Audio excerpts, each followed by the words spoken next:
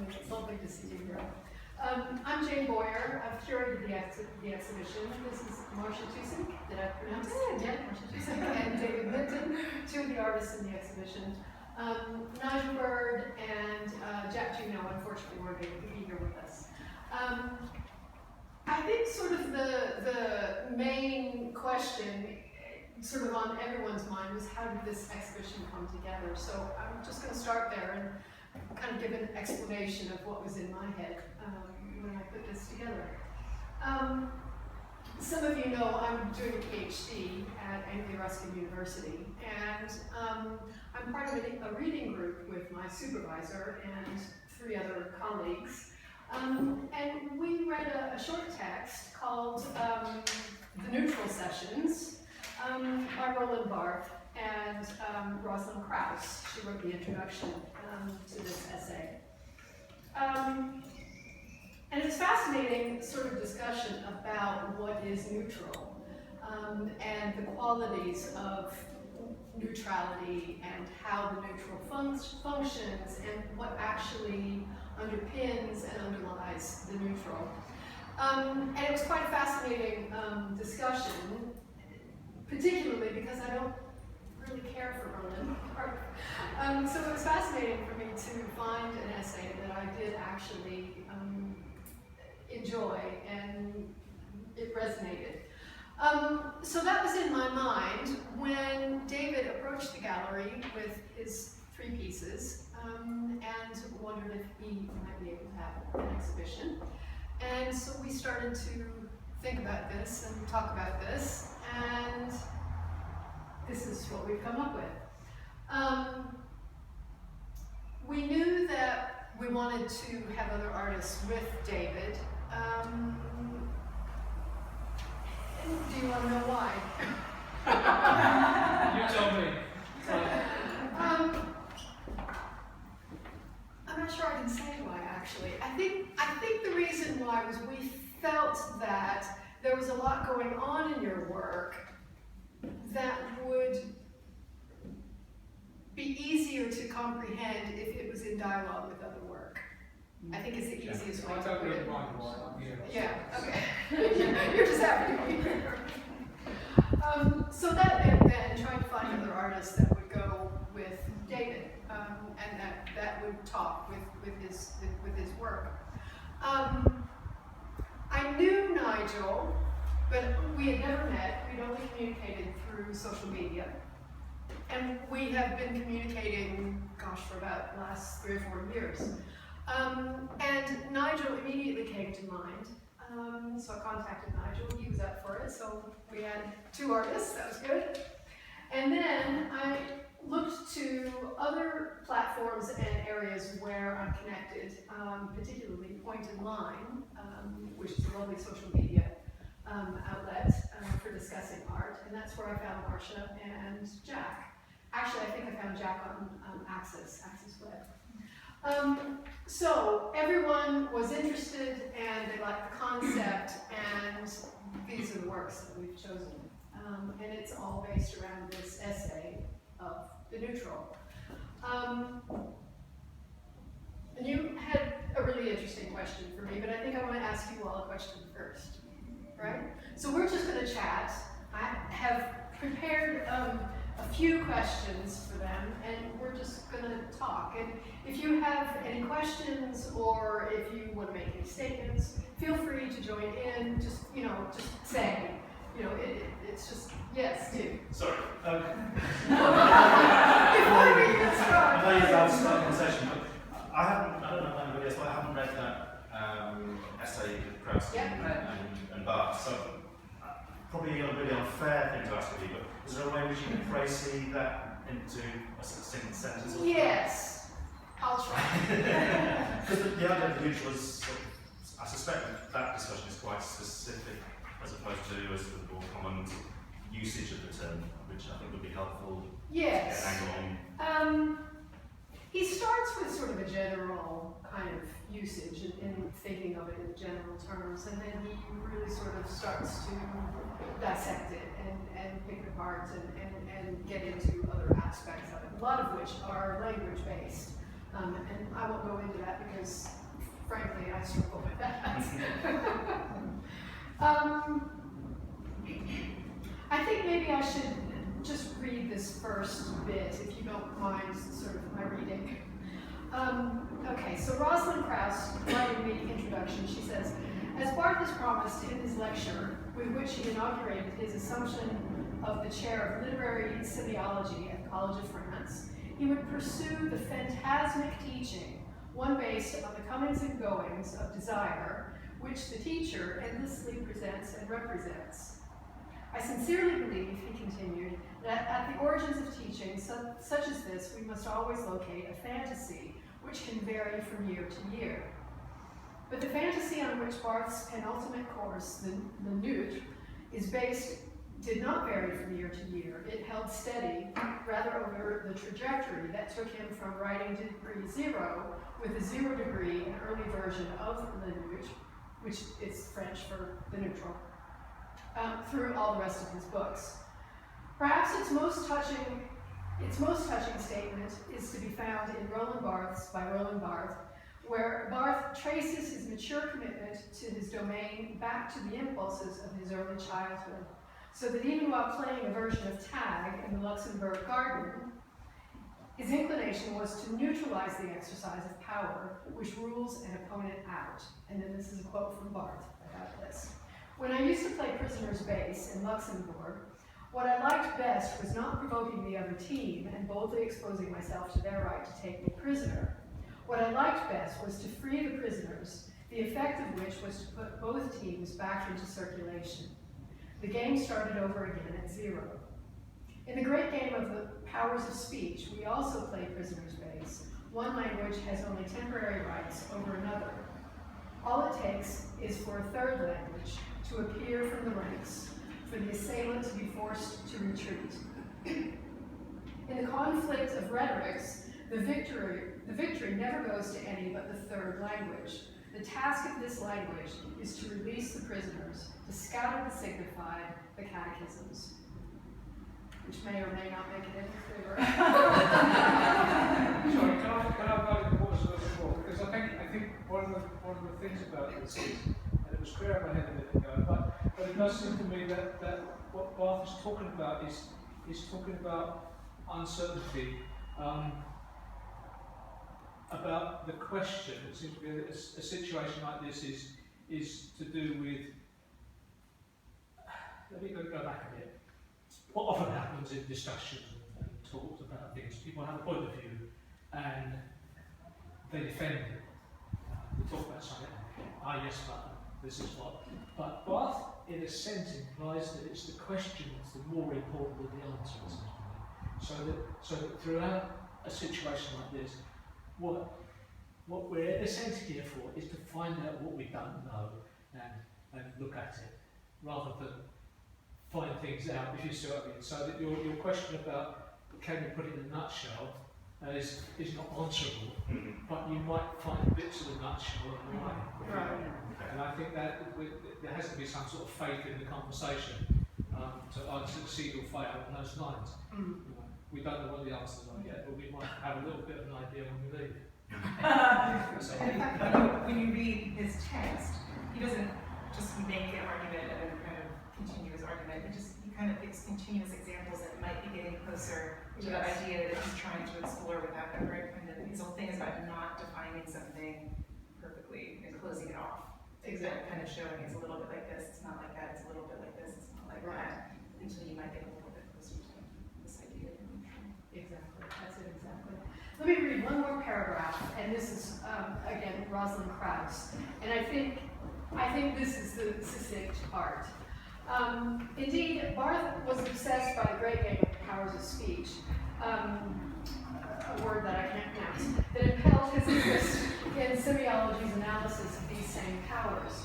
His prisoner metaphor highlights his sense of language's coerciveness, something his lecture went so far as to call the fascism of language. For language always demands a choice, which is important. Language always demands a choice, an identification of gender. Such oppositions could be white versus black, high-low, hot-cold, or in later study by Barth himself, SC, which was a book he published. Barth suffered at the hand of this demand for choice, and he lamented, by its very structure, my language implies an inevitable relation to alienation. Alienating or not, however, Barth recounts his commitment, indeed his joy, over binaries in Roland Barth, and he goes on talking about how erotic they are, which is part of the problem I have with Barth. Anyway. So does that make sense? That in terms, in language, just the way language is structured, it always calls for a choice. And in that choice, that sets up the condition that there has to be, or there will be, a binary, so one or the other. When you make the choice, by forming your sentence and speaking, what's not chosen remains implicit in the thing that you do say. So it's underneath the surface, and it's behind what gets projected, which is very much what's happening here in the exhibition. How so? I'm just trying to think how. So, tell me.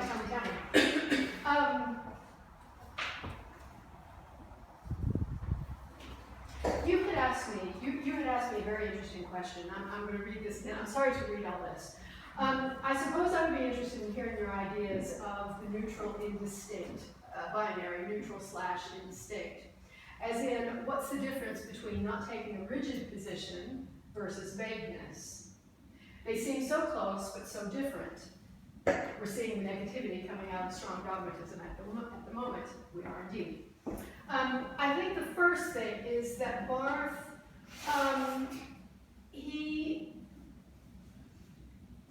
he's not saying that the neutral is something that doesn't take a position. In fact, I think what he's saying is that what's contained in the neutral is a whole sub-level of narrative. In the neutral, there are all sorts of stories, all sorts of narratives, all sorts of underlying meaning behind what's presented in the actual thing itself. And it's in that position that, how can I say this? In that position, it gives further significance to what is presented, because what's presented is just on the surface. You can take it at surface value, at face value, and go away, and there you have it. If, however, you delve into the neutral space that surrounds what's presented, you then start to see a whole other layer of meaning and significance behind what's been presented. Two of the examples he says in Paris he loves walking at dusk, and at dusk, in that light, everything just sparkles and shimmers. And one of the things, what he notices, what he calls the neutral, is seeing the menus of the cafes and the menu items written on the chalkboard, and the priest in his cassock walking down the street. And if you start thinking about those things that he sees, that he lists, you start thinking about those stories that in fact feed into where he is at the moment, experiencing those things, because he's living in a country where Catholicism is very prominent, very active. Priest walking down with his cassock. Why is this priest small? Why is he dressed this way particularly? What does that mean? What does that signify? You start just getting into multifarious sorts of questions and areas of neutrality, areas of things that you aren't aware of on the surface. Yes? I thought somebody over there was trying to say something. No? Okay. Nobody behind you, so you weren't trying to say something. Okay. Also for Barth, for the neutral holds what he calls the ultimate duality of distinct and indistinct, which is the question that you asked me. What's the difference between neutral and indistinct? And I could go on about what Barth says, but I think I'm going to stop actually. I'm just going to talk. For me, the difference and the distinction between the neutral and indistinct is readability.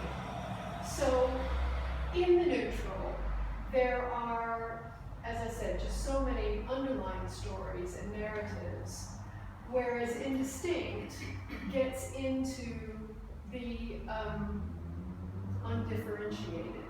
And what I mean by undifferentiated is there's difference, which we all understand what difference is, and the undifferentiated is where there exists no difference. And so when something is undifferentiated, it has lost all of its elements of distinction and its difference.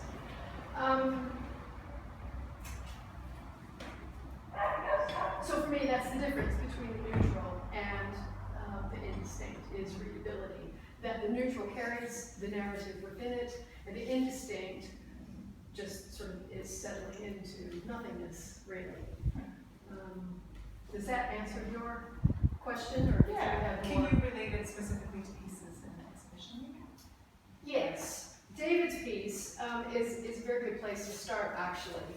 And if we look at these 4 pieces, the graphic elements, which we'll talk about in a minute, are very readable. I mean, you can see it's a star, it's a line, it's a smudge.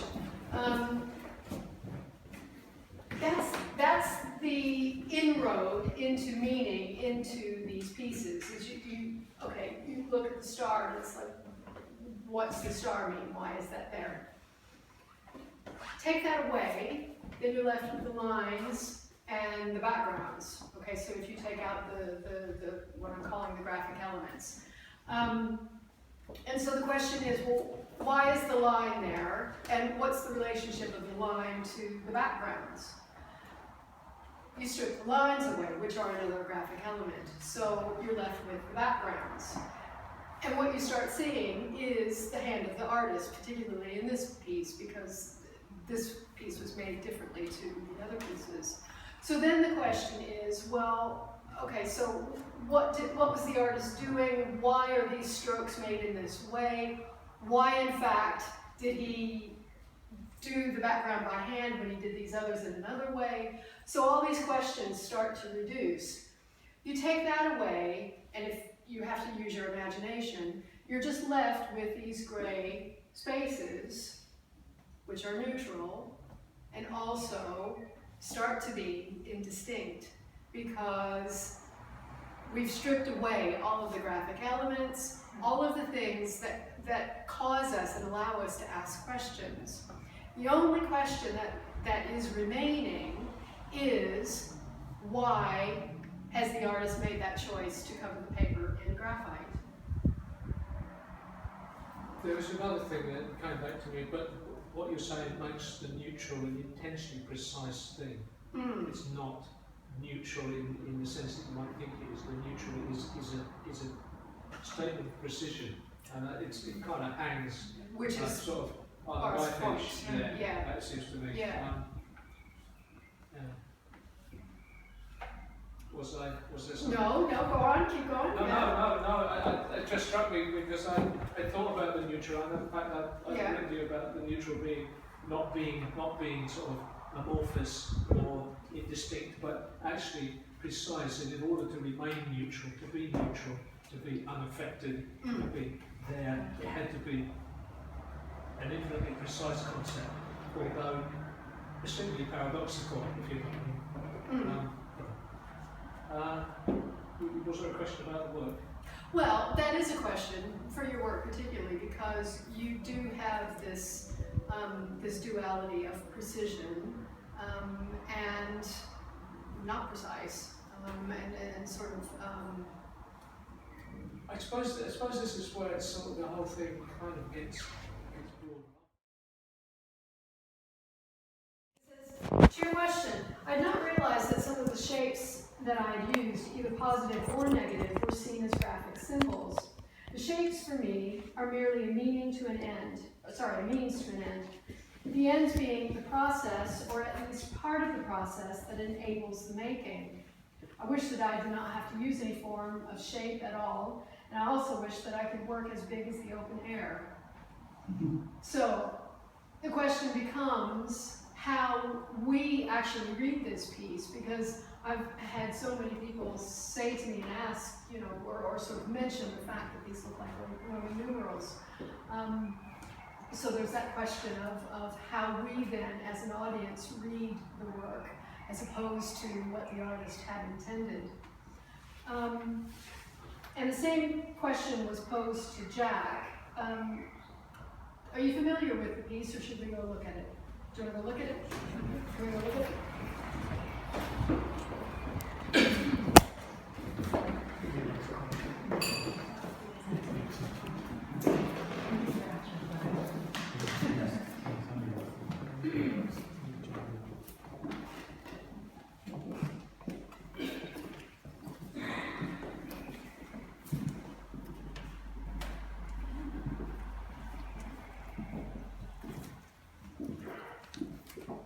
So Jack says about this work, the fingerprint is definitely a considered ongoing motif throughout my practice, as well as being a regularly occurring trace of life seen everywhere in the everyday.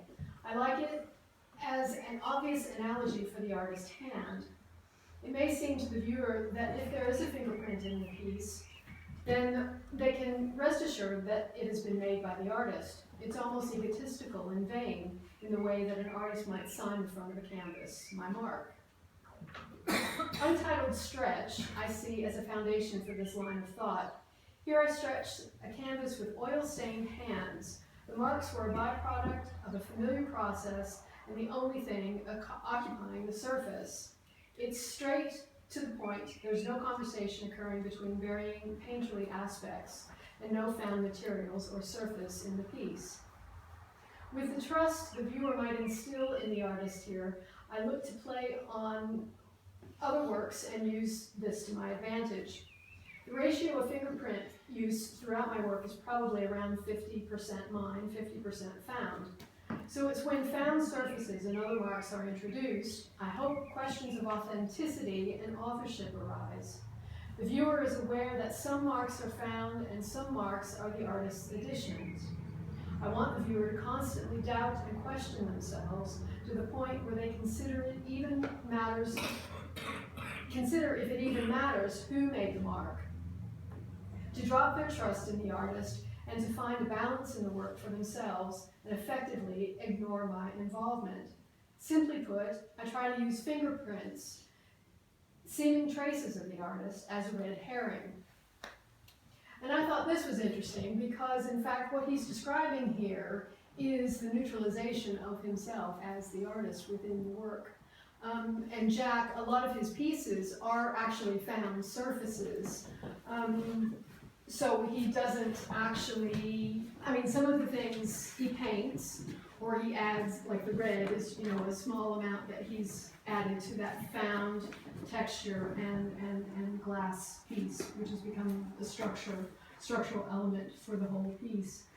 And it's an interesting thing, what he describes about moving into that neutral space, neutralizing his authority and his position as artist in the work, is the same thing that happens with the self, because the self is both the same and different and unique at the same time. So each of us is a unique individual and a unique self, but we all share that experience of uniqueness, which makes us the same. And that's what Jack, I think, is talking about in this piece. By neutralizing his presence and making the fingerprints sort of elevating that question and that issue of, is this my fingerprint or is it someone else's fingerprint, that he wants the audience to consider. goes into that realm of the self as the same experience of everyone else being unique. I wanted to introduce George Perec, if I may, Yeah, do. because you mentioned the word lists, and I mean he's famous for really listing things that he sees, observes out of his window, say, which instinctively feels very neutral to me.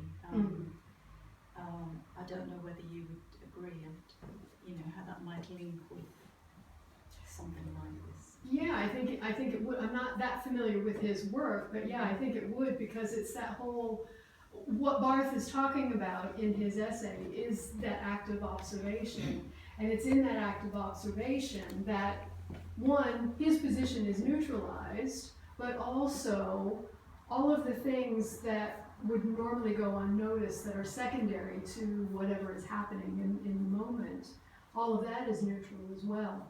And all of that is feeding into actually the meaning of the moment. So, you know, it's this oscillation of almost appearance and disappearance through the neutral. So yeah. There's no comment in the list, as it Yeah. were. So you don't know how he feels about, or do you, about Right. what he's seen. Right. Yeah, and it's in that place of not being distinct, in the sense that, you know, there is no comment, there's no commentary, there's no sort of moral judgment, there's no anything. It's just presentation of what he's seen. That's an amazing neutral sort of position. So yeah. And I feel that's how we're viewing, although there's a huge backstory to both the artists here, really, but we are just seeing a neutral view. We're taking, or we have been presented to us a neutral position. Really. Yes. Well, I think that's a good question, actually, because so much of art discourse and art experience these days is activating the audience and making the audience be active participants in the art and in the art making. But there is a real question, can that actually happen? Because viewing something is a neutral sort of position. And you know, that becomes a tension, really, making the audience sort of become active participants and taking them out of their neutral position of just observation. Because there's a lot of emotion coming through David's work, which brings out sympathy with it, or whatever, So, yeah, I'm just thinking about how we deal with this, really, in these circumstances. Right. Well, how do you think we deal with this? Well, we're kind of making it quite clinical, I think. Is Barth actually saying, is he talking about being non-judgmental? I mean, that's where the dualism comes. That in dualism, terms are kind of judgmentally placed, black, white, good, bad, high, low. There's a kind of judgmental inference in it. And what he's trying to say, in a sense, is that is the judgmental element that, once removed, is the neutral. Well, there's nothing non-judgmental about Barth to begin with. Everything, No, to my mind. You see what I mean?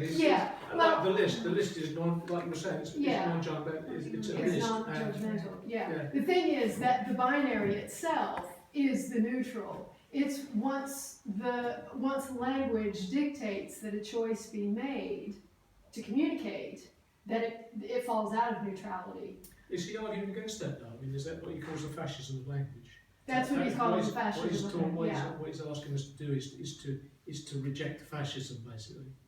No, I Or am don't I think- being judgmental? Yeah, no, I don't think it's an issue of rejecting it, because we can't reject it, because then we wouldn't have language. And he says that, you know, you can't not have that choice, because then we wouldn't be able to communicate. And he gave an example of some tribe that when an individual from the tribe dies, the tribe stops using words, so they in effect take a word out of circulation in their language. And you can imagine that with so many people dying, you know, lots of words start being extracted from the language, and communication becomes difficult, which is kind of a fascinating choice.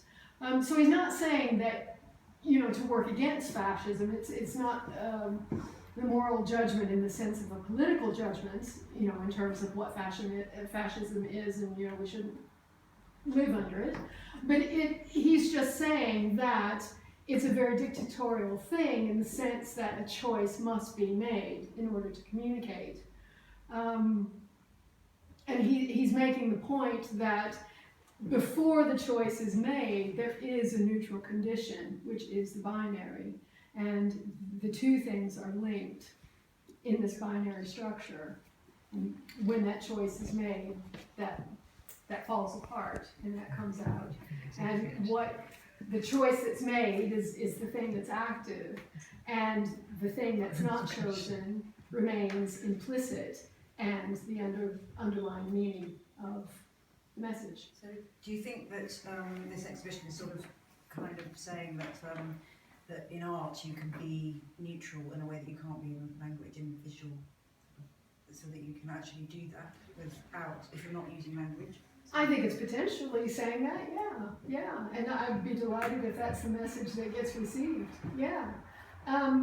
Because the thing is that the visual does have limitations, just as language has limitations. All forms of communication have limitations, but each of them can do things that perhaps others can't. And I think you're absolutely right. There are areas of neutrality that the visual can go into that language perhaps struggles to go into. I think there's something about naming a work. Mm. As soon as it's named, then it's captured or killed or bunkered or Yeah, less ambiguous. yeah. And knowing some of knowing some of the histories and stories behind the works that have been talked about, do they become rich? Do they become something else? There's a switch. Mm. As soon as we have that knowledge, or those decisions are made, there's a switch. Yeah. Something. Yeah. But ultimately, the work is the sum of all that's known about it. And But before it's known, it's the sum of it's open. It's something else. I mean, I don't believe that myself. I mean, I just think that then the reading is open, let's say, or the interpretation is open. Yeah. But it depends where you start. I mean, there is never a point at which a work is not known, because you're making it. Yeah. And that sort of broadens out. But Yeah, and then that's that choice that we're talking about. That choice to either to name it or to come to it with your meaning.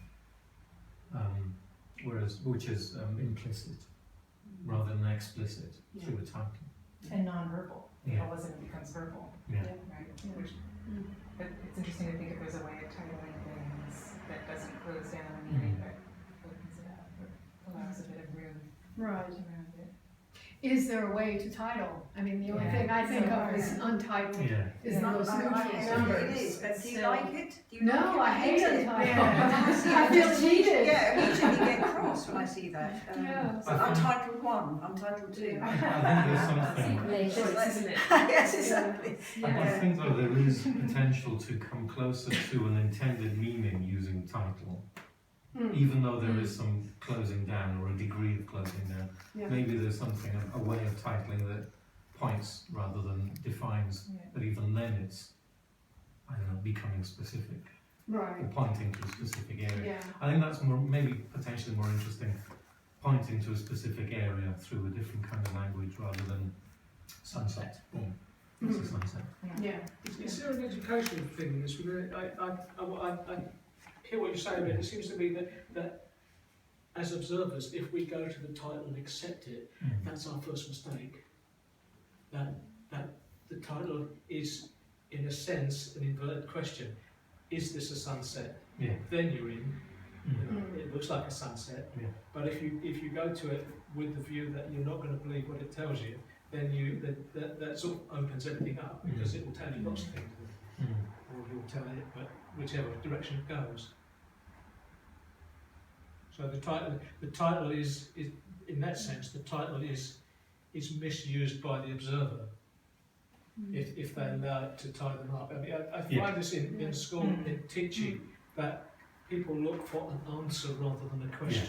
Right. There's something about wanting to get it. Yeah. Exactly, yeah. I think we feel very anxious if we're standing in something and we don't know how to get into it, and we don't know what it means, we don't know, we start feeling anxiety. It's like, I don't get it, what?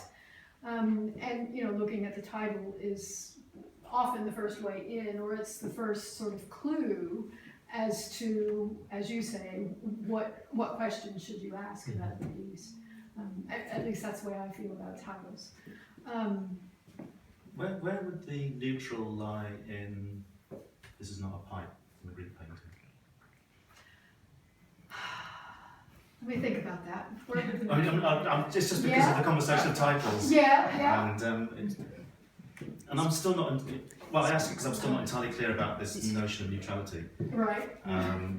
As to whether You're not supposed to be. that's fine. You're still neutral. But it's that all the references that have been made to the idea of the neutral so far seem to have been done through narrative, whether it be autobiographical or your linear way of stripping a painting back. So basically that's why I'm asking in terms of the Magritte painting as to where the neutral might lie in a work like that. I think it lies in that question, well, in that statement, "This is not a pipe," when he's presented an image of a pipe. And it immediately brings the question, well, what do you mean? You're showing me a pipe. So in that space,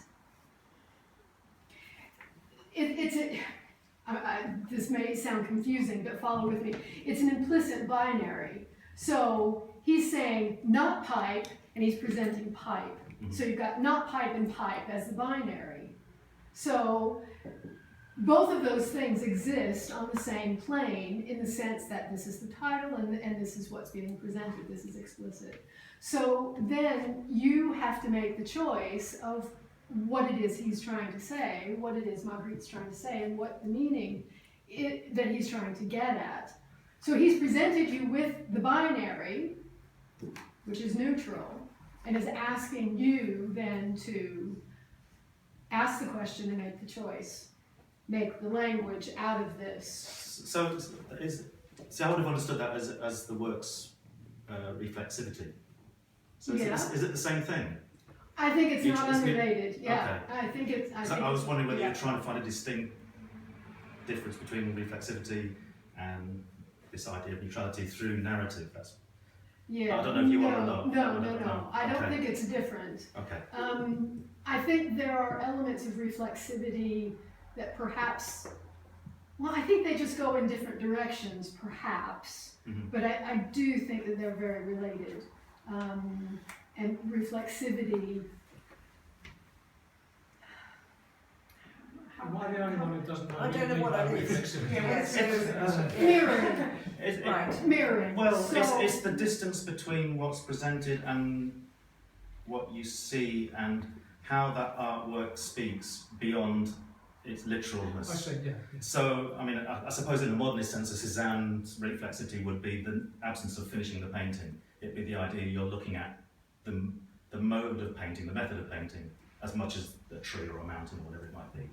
But that way of thinking can go into any kind of artwork, like the way you very cleverly put together the whole "this is not a pipe." That argument is its own reflexivity. But Magritte's also talking about the status of objects, isn't he? Because it's a painting. Yeah, because it's a painting, not an It's not object. right. So it's playing linguistic games. I see it more as sort of. Yeah, but I would have understood that as its reflexivity, and I was trying to ascertain as to whether that's different from neutrality, neutrality. Yeah. as established through narrative, and Yeah. that's what it was. Yeah, I wouldn't say that they're Okay. different. I think my sort of intuition tells me that they go in different directions, but that they are definitely linked and Right. related to each Because if other. it comes from Bartlett, it's probably more linguistically Yeah, based anyway. So. yeah, But that painting, if you think Yeah. of what Jane read about the game and him wanting to put the players back into play, I mean, that painting puts things into play. Oh, absolutely. Exactly. So I mean, that's his it point. seems like it's almost Yeah. the same thing, Yeah, right? Yeah. And I exactly. think he would appreciate that it keeps,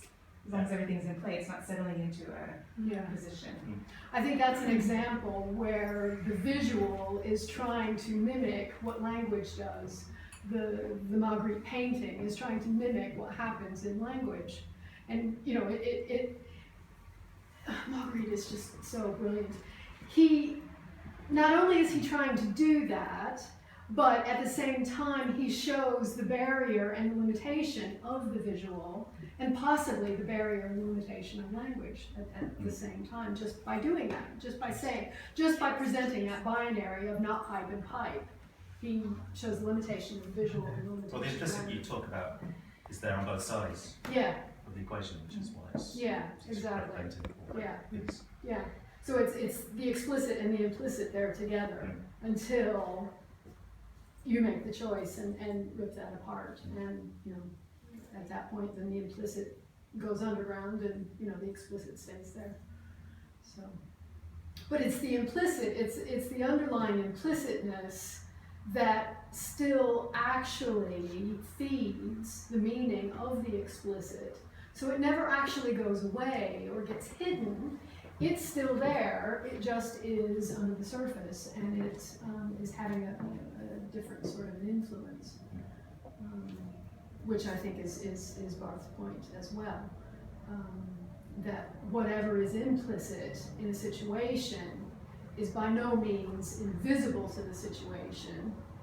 It is feeding information to the situation that it takes effort to realize and notice and to acknowledge and be aware of, which is also the neutral, because he talks about the neutral being this shimmer, and it's the implicit that causes the shimmer to happen in the explicit. it's quite poetic. Thank you.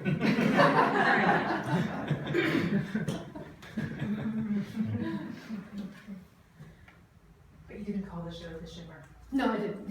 I resisted. It's a good title. I resisted. Next one. Why is it called Let's Grit? get working. Why is it called Grit? I love the name Grit. Firstly, because all of the works look very gritty, is the first thing. But I wanted to go beyond that literal kind of reading and meaning to the idea that all of these gritty surfaces were in fact neutral surfaces, and within their sort of topography, you could, if you really got into it, you could find more meaning than just what's lying on the surface.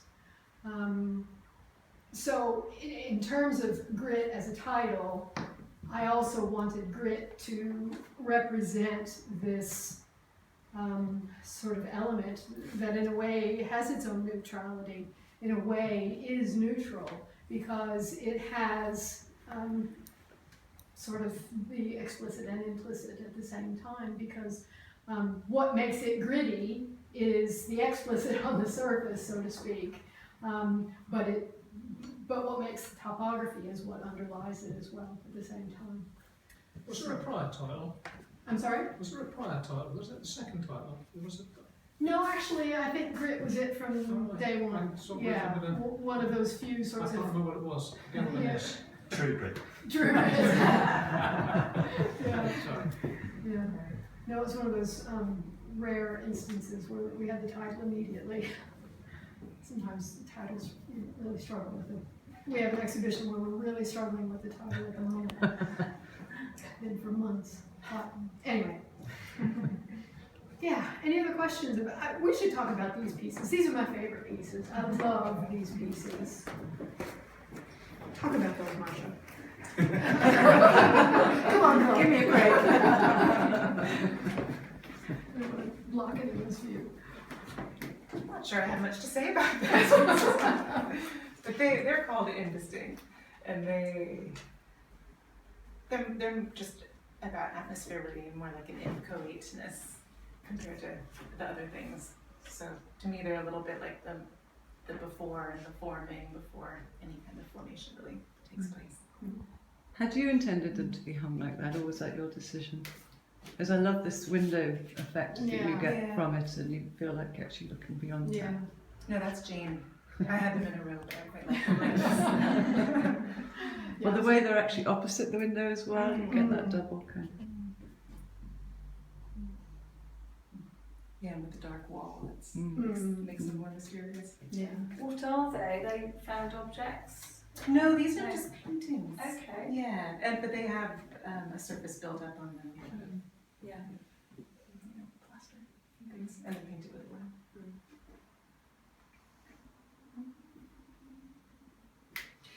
Can you talk about what you think the difference is between neutral and indistinct?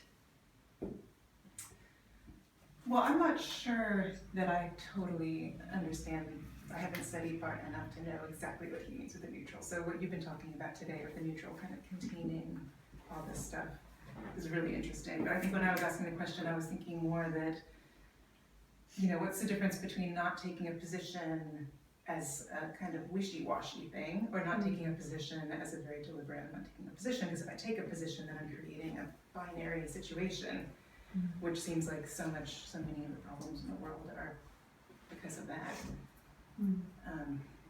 So, yeah, being a little lighter in your step of where you take a position or shifting it seems like that's interesting, but could be criticized for not being strong taking a position. You could probably talk about that in terms of gender historically.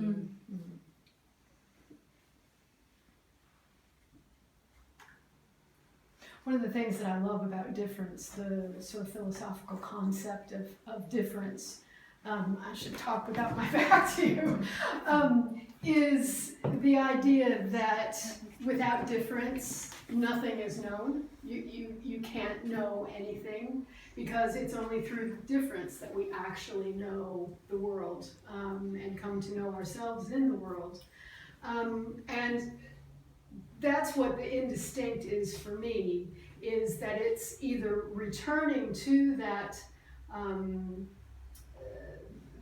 that state of being undifferentiated, or it hasn't yet moved out of that state of being undifferentiated. And it's only once that process starts that difference is known and there's knowledge, that we then know what is going on in the world. Not in a complete sense, but that we can start to learn what's happening. And I think your choice of word in code is absolutely right. That's very much what I see in these. It's just this sort of primordial nothingness before anything happens, before anything is differentiated.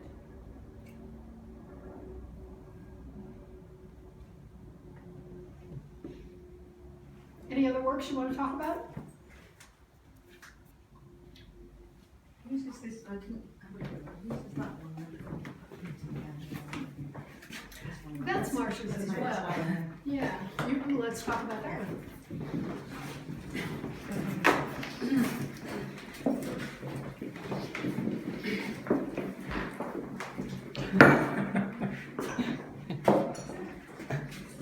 These things would be hard work, can't you?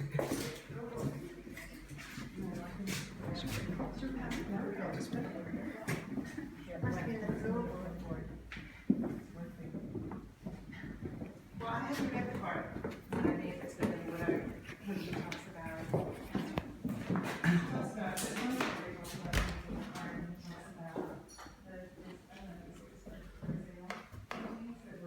outside doors that all in ways, Genesis, and before things have been differentiated, and how, and nuance, and the fact that when things are closer in tone, then you kind of adjust. And you notice subtler differences than if you have black and white or So this, I think, is in that vein, just kind of how, you know, subtle can you go and still have something, you know.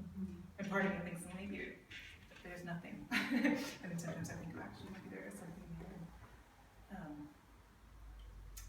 And I guess I'm interested, I haven't always worked abstractly at all, but I'm just so interested in how, once you start to work abstractly, you become so fine-tuned to so much nuance, that if you're obviously like representing things, then you have so many other things that you're worrying about. But if you're just working in monochrome, then all of a sudden everything becomes so interesting and significant.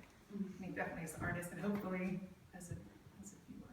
How does your painting relate to your use of your work with found objects?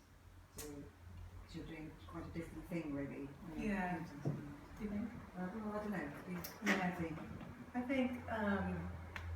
think I'm exploring the tactility that I'm attracted to in the found objects in the paint, and I can't get away from painting. So I love painting. So thinking about mimicking or just trying to find similar things or creating different things. I'm actually doing some now where I'm kind of working with the one found object together with the painting and how they talk to each other and either are brought closer together or further apart. So it's some kind of dialogue between materials and, Do you feel specifically that the materials sometimes give you like a found character in themselves when you're working with them, so that you're actually, in a way, finding sort of certain textures or material qualities?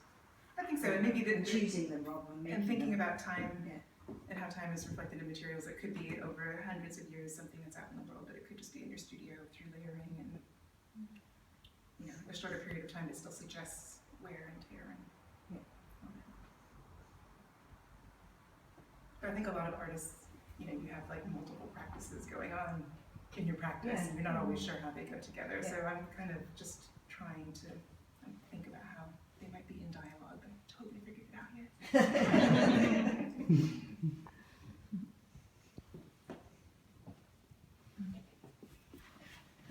Any other questions? Anything else I can explain that I've probably not explained very well?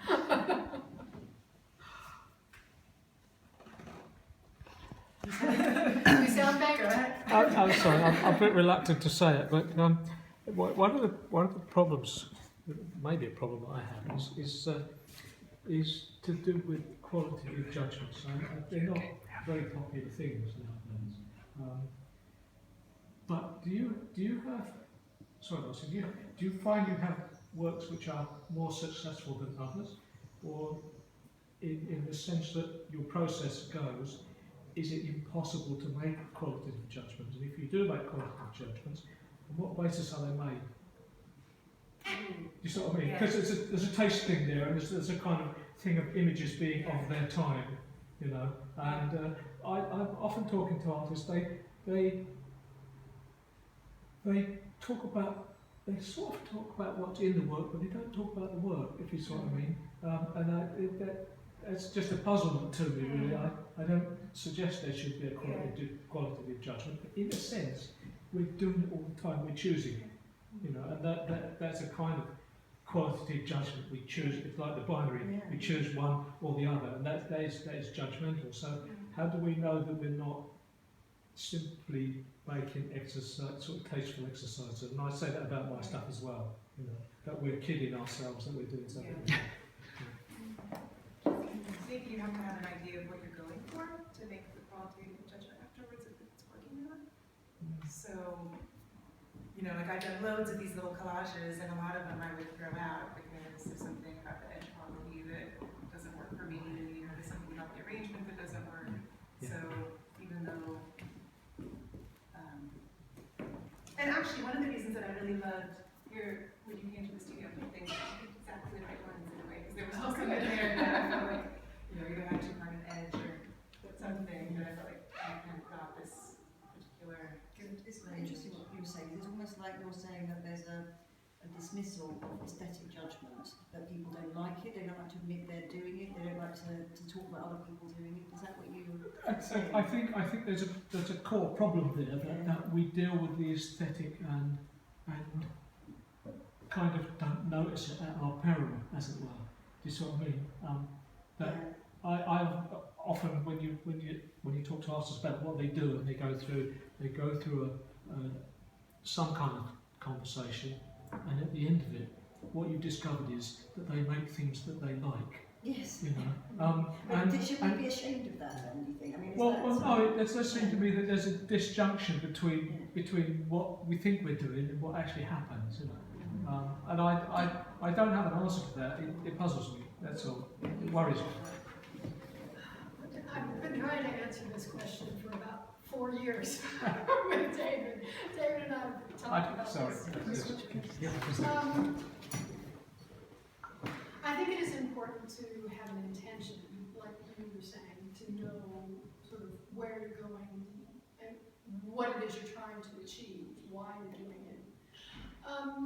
It's also important to, I think, recognize the moment that you're doing it, that there are influences happening to you and with you at the moment that you're creating things that you can't control, things that you shouldn't control, things that are just happening. Again, it's that neutral thing, the underlying. And I think it's the two things together, the intention and also the chance occurrence. When an artist allows those things to happen, and then in a way they sort of step away from it, because by allowing the chance occurrence to happen, it means that the artist isn't completely in control of the art-making process. And I think that's important, because the art-making process is not something that will be dictated, even though artists continually try to do that, and they try to dictate the process, they try to dictate the outcome, they try to dictate the materials, they try to dictate how it's read, they try to dictate how it's presented, and you've killed it. You have just killed it. The art-making process and art is a living thing. It starts with the artist intention, but it moves into an area that the artist has no control over, and I think that's just really important. Does that answer your question, David? It's a nice part of the this is not an end of a conversation. This is a little bit that's happening here, and that's what I was saying about the bits of the nutshell. I think we've got some more bits of nutshell, but we maybe I've progressed it. Yeah, thank you. Okay. Yeah. No, I'm often frustrated and actually a bit saddened and dismayed when I come across artists who are so dictatorial about the work that they've made, because it's not the imposition on the art that upsets me, it's the limitation that they're imposing on themselves, because they're not allowing the conversations that can come out of those moments and out of that incident.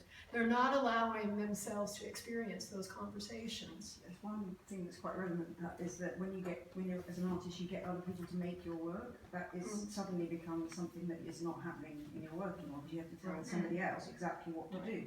Yeah. And if there are any material sort of happenings that you have to interact with, it's not you, the artist, that's doing it, it's the person who's making it. Right. So, so then there's quite a big question there, because then you're being a dictator, not interacting. It is a question. It is a question, because while I certainly recognize that is legitimate practice, there are big questions about doing that. And I think that is where that came from anyway. I think artists that started doing that, I think that's exactly what they were asking was, well, what is this if I haven't actually touched it and made it? Is it still art? Can it still be art? And it's still a valid question. I think it's progressed to an extent where we no longer really bother to ask that question.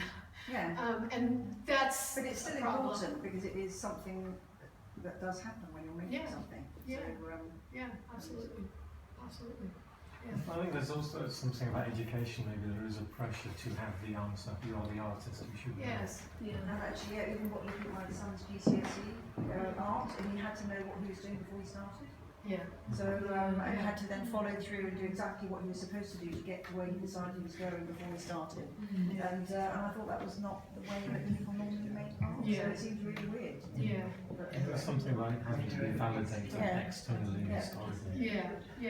It's a art education is a difficult thing because in many ways you need to teach and instill the processes and the way to actually think about it intelligently and approach art making intelligently, because you do have to make decisions. Yeah. You do. And if you don't know how to make those decisions, if you don't know how to engage with that process of making decisions, you're just floundering. And so, you know, your education hasn't served you in that regard. But at the same time, for education to impose the idea that you must control everything and that you must dictate everything about your artwork, that's not serving art creation either. That's just as bad. It's two ends of the pole. We were talking about managerialism before. I mean, when I was in teaching, it became clear that what the process was going on whereby courses were being designed in order to be marked. Right, that's basically it, and that's a kind of form of management of expectation and a management of what's called accountability and all the rest of it. In fact, it turned out it's the polar opposite to what education and art are about, seems to me. Well, the whole idea of art education is sort of nonsensical in a way. I mean, you do need to learn about just that, how to engage with the questions and how to think and, you know, how to use the materials. And you do need to learn those skills, but at the same time, the idea that someone can learn to be an artist is a nonsense in a way.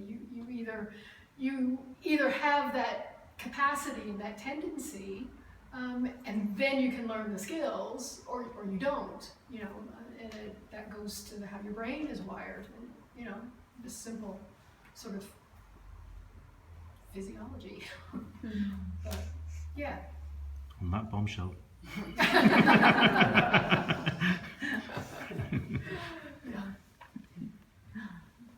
Good? Is that good? Yes. Okay. Thank you very much. Thank you. Thank you. Thank you.